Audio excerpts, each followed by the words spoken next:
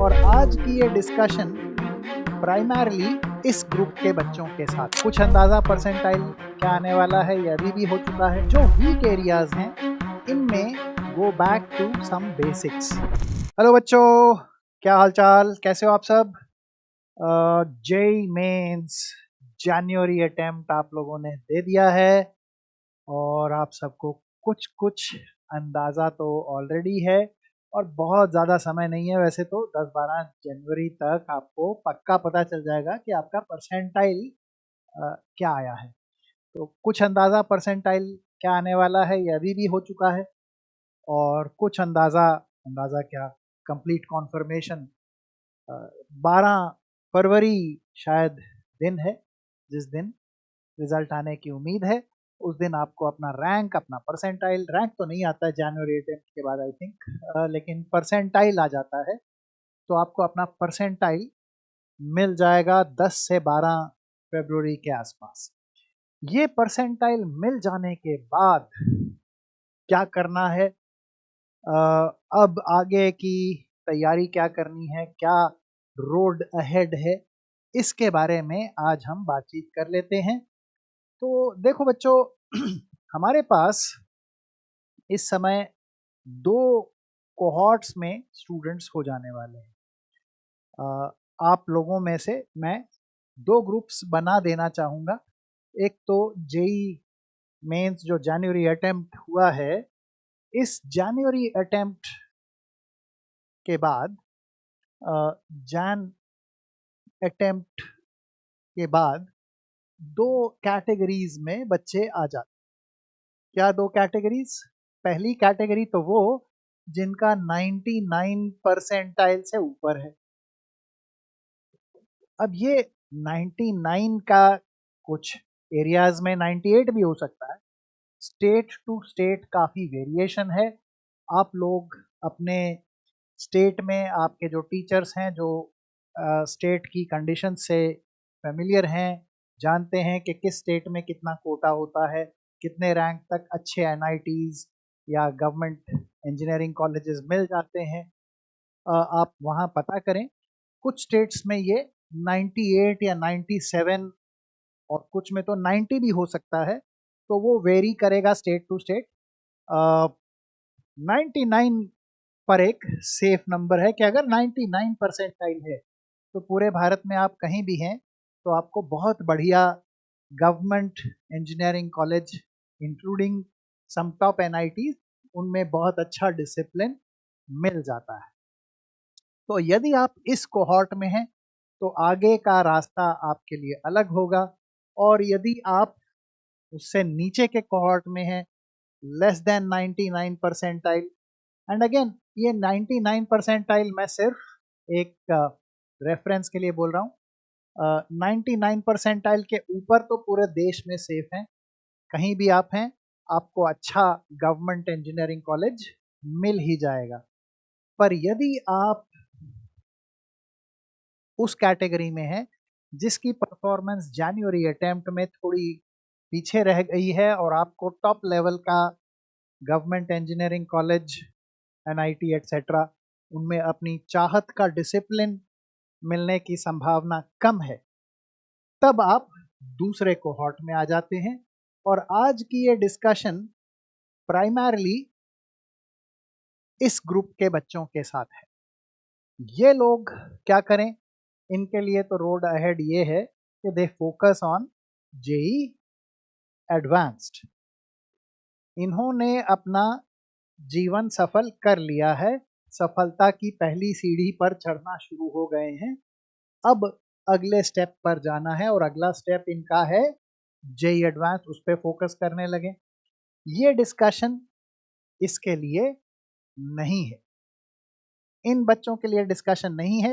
आज की डिस्कशन उनके लिए है जिनका स्कोर उस लेवल से नीचे रह जा रहा है जहां जेई मेंस के बाद अच्छे कॉलेज में अच्छा डिसिप्लिन मिलने की संभावना कम है। उन बच्चों की हम बात करने जा रहे हैं। तो इन लोगों को आने वाले जो लगभग लगभग 60 दिन बाकी हैं अप्रैल अटेम्प्ट में, अर्ली अप्रैल में आपका अगला अटेम्प्ट होने वाला है। तो उस अप्रैल अटेम्प्ट से पहले आपको क्या करना है, इसके बारे में एक ब्रीफ डिस्कशन हम कर लेते हैं। तो अगर आप इस कैटेगरी में हैं तो ये डिस्कशन आपके लिए नहीं है। आप इस कैटेगरी में हैं तो आप कंटिन्यू करिए आगे की डिस्कशन। अब क्या करना है, अगर आप उस कोहॉर्ट में आ गए हैं, उस कोहॉर्ट में होने पर क्या रिक्वायर्ड है आपसे। अब देखिए, अगर आप इस कोहॉर्ट में हैं तो एक बात तो मैं अस्यूम करूंगा कि एक बेसिक प्रिपरेशन आपने कर रखी है। आप सभी चैप्टर्स पढ़ चुके हैं, एक reasonable understanding at least board exam level की आपके सारे चैप्टर्स की अब है। तो इसके बाद अब क्या, देखिए आगे बोर्ड एग्जाम भी आएंगे बीच में, और अगर आप ड्रॉपर हैं तो शायद वो हर्डल आपके रास्ते में नहीं है, पर बोर्ड एग्जाम भी होंगे।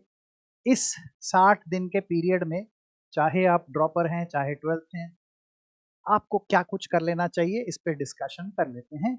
ये अजम्पशन से लेकर चलेंगे कि एक बेसिक प्रिपरेशन आपने कर रखी है, सारे चैप्टर्स के फंडामेंटल कॉन्सेप्ट से आप क्लियर हैं।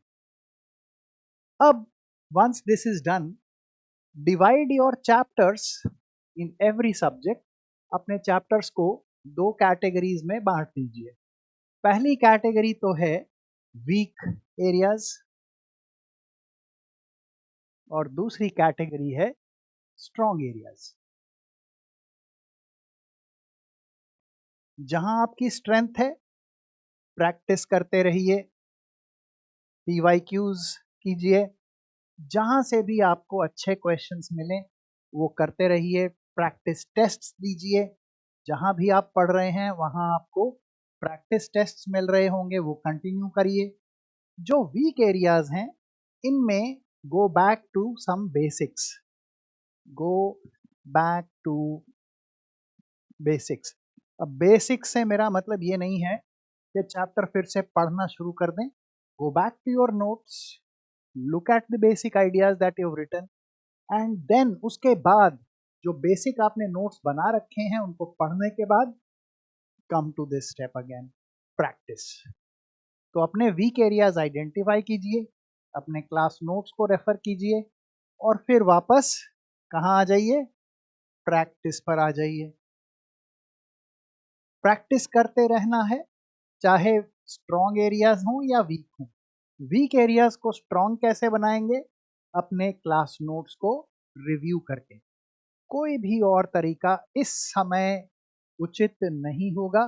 Any other process will only Daryl. कोई भी और तरीका आप इस समय इस्तेमाल करते हैं वो आपको पथ भ्रष्ट करेगा, रास्ते से हटाएगा। तो वीक एरियाज को स्ट्रॉन्ग कीजिए, अपने क्लास नोट्स को रेफर कीजिए। अगर कोई एक आध टॉपिक है जो आपकी समझ में नहीं आया है, कुछ एक दो टॉपिक हर चैप्टर में हो सकते हैं, आपको वन शॉट वीडियोस लेक्चर्स मिल जाएंगे। अगर आप पीडब्ल्यू के स्टूडेंट हैं तो आपको लेक्चर्स पूरे के पूरे रिकॉर्डेड मिल जाएंगे, वो रेफर कर सकते हैं। अपने वीक एरियाज को वापस स्ट्रॉन्ग बनाइए, और स्ट्रॉन्ग एरियाज बनाने के बाद कहाँ लग जाइए, प्रैक्टिस पर लग जाइए। एक समस्या जो फिर भी बहुत से लोग बताएंगे कि सर हमने सारे चैप्टर्स पढ़ रखे हैं, प्रैक्टिस भी अच्छी खासी की है, और जब हम अपने कोचिंग क्लास में प्रैक्टिस के लिए टेस्ट देने जाते हैं तो हमारे मार्क्स भी अच्छे आ जाते हैं, पर जब जेईई मेंस में गए तो वहाँ थोड़े हाथ पैर फूले, धुक-धुकी हुई, एंजाइटी हुई, और उसके बाद पैनिक अटैक, और फिर ब्लैकआउट हुआ और कोई भी सवाल समझे में नहीं आया। ये बहुत से बच्चों के साथ हुआ है। तो उनके लिए केवल ये कर लेना शायद काफी ना हो। उनको बहुत डर सता रहा है कि क्या अगले अटेम्प्ट में अपनी इस प्रॉब्लम को दोबारा होते हुए देखेंगे।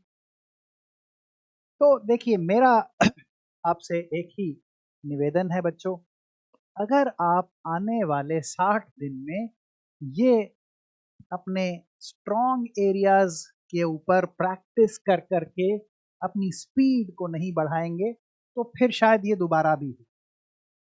जेई मेंस का पेपर इस बार अगर आपने दिया है और आपने सारे चैप्टर्स को अच्छे से पढ़ा है तो कोई भी क्वेश्चन कॉन्सेप्चुअली बहुत ज़्यादा चैलेंजिंग नहीं आया है। कॉन्सेप्चुअली सारे क्वेश्चंस रीजनेबली इजी थे। चैलेंज क्या था?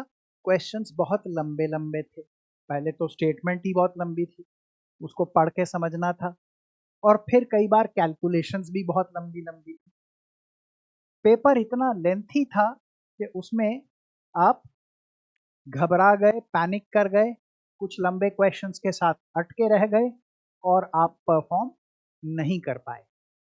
तो आने वाले समय में ये जो प्रैक्टिस आप करेंगे ये प्रॉपर एग्जाम कंडीशंस में करेंगे। आप टेस्ट पेपर्स देंगे और टेस्ट के फॉर्म में ही सारी प्रैक्टिस रखेंगे।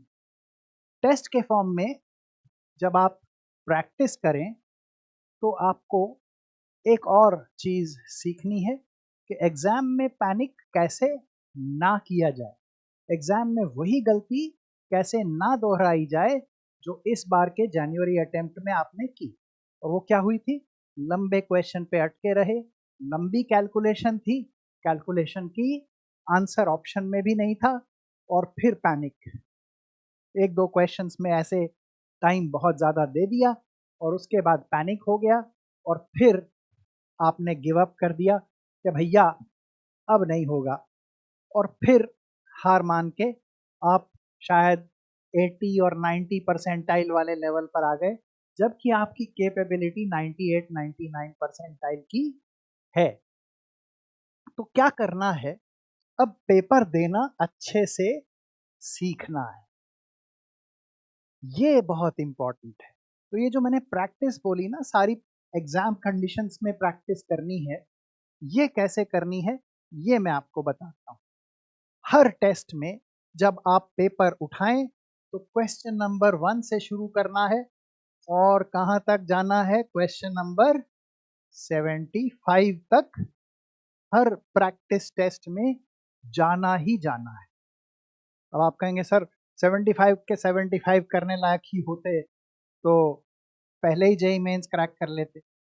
तो मैं ये आपको नहीं कह रहा हूं कि सारे 75 क्वेश्चन करने ही हैं।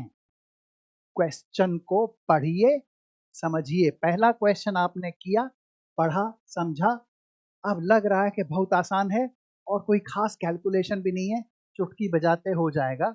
ये एक इजी क्वेश्चन है, इसको कर लीजिए। जो भी A B C D option है उसका गोला काला करिए और अगले क्वेश्चन पर आ जाइए। अगले क्वेश्चन पर आप आए, दूसरा क्वेश्चन आपने देखा, ये भी इजी है, आपने ये भी कर लिया, आंसर ऑप्शन बी आ। क्वेश्चन 3 पे आए, पढ़ते ही लग रहा है कि ये मामला टेढ़ा है। टेढ़ा कैसे है? कॉन्सेप्ट पता है, सब मालूम है क्या करना है, लेकिन कैलकुलेशन बहुत लंबी होने वाली है। इसको आप एम क्लासिफाई करेंगे। E for easy, M for moderate. के कॉन्सेप्ट आसान है लेकिन कैलकुलेशन लंबी है। इस क्वेश्चन को आप छोड़कर आगे चल देंगे, इसे सॉल्व करने का प्रयास नहीं करेंगे। अक्सर पेपर बनाने वाले ऐसे 3-4 क्वेश्चंस इकट्ठे रखेंगे। तो फोर्थ क्वेश्चन हो सकता है ऐसा हो जो क्वेश्चन ही समझना है कि कॉन्सेप्ट क्या अप्लाई हो रहा है, इसको आप कहेंगे डिफिकल्ट, और इसको भी छोड़कर आगे बढ़ निकलेंगे। फिर क्वेश्चन 6 आया, 2-3 टेढ़े मेढ़े क्वेश्चन थे, उसके बाद फिर ई की झड़ी लग गई, आप करते गए।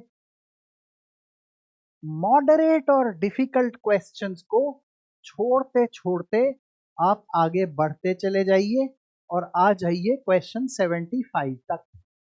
अब अगर मॉडरेट एंड डिफिकल्ट सारे क्वेश्चंस आप छोड़ते हुए आगे बढ़ते चले जा रहे हैं तो आप 75 तक जरूर पहुंचेंगे, क्योंकि जो क्वेश्चन आपका समय नष्ट करने के लिए डाले गए हैं, जो स्पीड ब्रेकर पेपर में डाले गए हैं, उन स्पीड ब्रेकर के तो आपने साइड में से अपनी गाड़ी निकाल ली, उसके ऊपर तो चढ़ाई ही नहीं, तो आपकी गाड़ी डैमेज नहीं हुई। आप आखिरी क्वेश्चन तक आ गए। अब 75 तक आपने जो इजी क्वेश्चन थे सारे कर लिए। इसके बाद आप कहाँ आएंगे? मॉडरेट वाले क्वेश्चंस को करेंगे। ये क्वेश्चन सिर्फ कैलकुलेशन लंबी है, डिफिकल्ट नहीं है, ये आप करते चले जाएंगे एक के बाद एक, और आखिर तक आके मॉडरेट वाले क्वेश्चन भी कर लेंगे।